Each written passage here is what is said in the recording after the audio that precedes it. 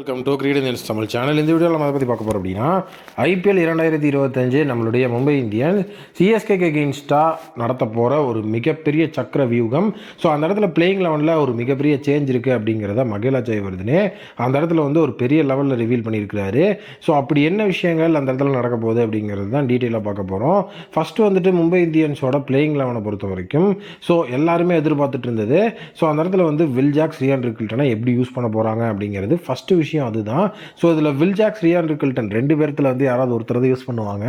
Recent form அப்படிங்கிற அடிப்படையில் பார்த்தீங்க அப்படின்னா ரியான் ரிக்கில்டனுக்கு தான் பெரிய நாக்கு இருக்குது. ஸோ அதனால் வில் ஜாக்ஸ் பிளேயிங் லெவனுக்குள்ளே வரமாட்டார் அப்படின்னு நிறைய பேர் நினச்சிருப்பீங்க.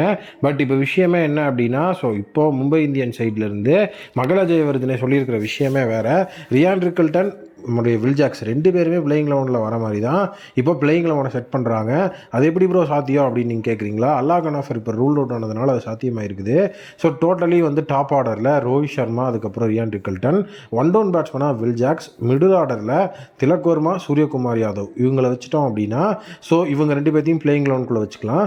ஃபினிஷிங் அப்படிங்கிற அந்த விஷயத்தில் மூணாவது Overseas player spin bowling support அப்படிங்கிற விஷயத்துக்காக சாண்ட்னர் உள்ள வருவார். ஃபோர்த் ஓவர்சீஸ் பிளேயராக ட்ரெண்ட் போல்ட் உள்ளே வந்ததோட டோட்டலி பார்த்தீங்கன்னா அந்த ஓவர்சீஸ் காம்பினேஷன் அப்படிங்கிற விஷயத்தை நம்ம முடிச்சிடலாம்.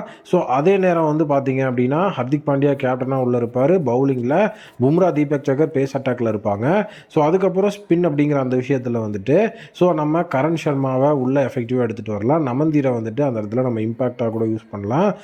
டோட்டலி பிளேயிங் லெவன் அப்படிங்கிற சுச்சுவேஷன் வரும்போது சிஎஸ்கேக்கு எகெயின்ஸ்டாக நமக்கு ஃபஸ்ட் மேட்ச் இருக்குது. அந்த மேட்ச்சில் நம்ம ஹெவியான ஒரு பர்ஃபார்மன்ஸை கொடுக்கணும் அப்படிங்கிற ஒரு விஷயத்துக்காக தான் இந்த முடிவு. ஏன்னா சிஎஸ்கேக்கு எகெயின்ஸ்டாக பார்த்தீங்க அப்படின்னா திலக் வர்மாக்கு எப்பவுமே நல்ல ரெக்கார்டு இருக்குது. அதே நேரம் சிஎஸ்கே பிளேயர்ஸ் தான் பார்த்தீங்க அப்படின்னா அந்த இடத்துல நம்மளுடைய தீபக் சகரும் மிச்சல் சாண்ட்னரும் சிஎஸ்கேவிலேயே ட்ராவல் பண்ணியிருக்கிறாங்க. அதனால் அவங்க ரெண்டு பேரும் ஒரு மிகப்பெரிய லெவலில் ஒரு கீ அசர்ட்டாக இருப்பாங்க.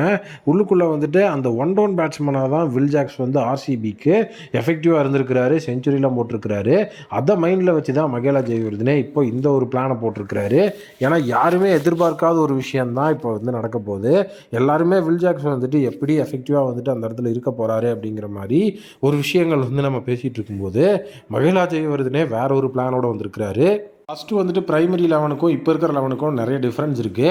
ஏன்னா ஃபஸ்ட் இருக்கிற லெவனில் ராபின் மின்ஸ் பார்த்தீங்கன்னா அந்த இடத்துல விக்கெட் கீப்பிங் அப்படிங்கிற அந்த ஒரு விஷயத்துக்குள்ளே இருந்தார். பட் இப்போது ராபின் மின்ஸ்லாம் பார்த்தீங்க அப்படின்னா இம்பாக்ட் பிளேயர் அப்படிங்கிற சுச்சுவேஷனுக்குள்ளே போயிடுவார். மெயின் லெவனுக்குள்ளே ராபின் மின்ஸ் வர்றதுக்கான வாய்ப்புகள் இல்லாத மாதிரி தான் இப்போ இருக்கிற லெவனை நம்மளால் சொல்ல முடியுது. ஏன்னா மும்பை இந்தியன்ஸை பொறுத்த வரைக்கும் மேலே டாப் ஆர்டரில் பார்த்தீங்க அப்படின்னா நல்ல ஒரு அருமையான ஒரு செட்டப் அமைஞ்சிருச்சு. டாப் ஆர்டர் அப்படின்னு வரும்போது Rohit, Ryan and Will Jacks அப்படிங்கும்போது சூப்பரான ஒரு காம்பினேஷனாக அது இருக்கும். அதில் ரியான் ரிக்கில்டன் நமக்கு கீப்பிங்கும் பண்ணி கொடுத்துருவார். மிடில் ஆர்டர்லேயும் நல்ல ஒரு எக்ஸ்பீரியன்ஸான ஒரு கேம்பெயினர் அப்படிங்கிறது தான் இருக்குது. ஸ்கை பார்த்தீங்கன்னா நல்ல ஒரு எக்ஸ்பீரியன்ஸ் இருக்குது. திலக் இப்போ ரீசன்ட் ஃபார்ம் சூப்பராக வச்சுருக்கிறாரு. ஃபினிஷிங்கில் ஹர்திக் பாண்டியா விண்டேஜ் லெவலில் பார்த்தீங்கன்னா கலக்கிட்டு இருக்கிறாரு. பேட்டிங் நமக்கு ஒரு பிரச்சனையே கிடையாது.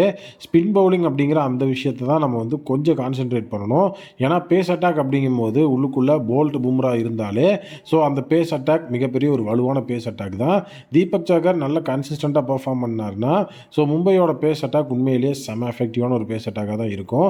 ஸ்பின் அட்டாக்ல சாண்டருக்கு நல்லா கை கொடுத்து ஹெல்ப் பண்ணக்கூடிய ஒரு ஸ்பின்னராக கரண் சர்மா எஃபெக்டிவாக இருக்கணும். இப்போ அல்லாஹ் கனாஃபரோட இடத்துல பார்த்தீங்கன்னா நம்ம முஜீப் எடுத்திருக்கோம். பட் ஆனால் எல்லா லெவல்லையும் பார்த்தீங்கன்னா ஒரு ஓவர்சீஸ் பிளேயராக இருக்கிறதுனால அவரு 11க்குள்ளே ஆடுறது அப்படிங்கிறது எல்லா மேட்ச்லேயும் ஆடுவாரா அப்படின்னு பார்த்தீங்கன்னா கண்டிப்பாக ரொம்ப கஷ்டம் தான். அவரை பேக்கப்பில் தான் நம்ம வைக்க போகிறோம்.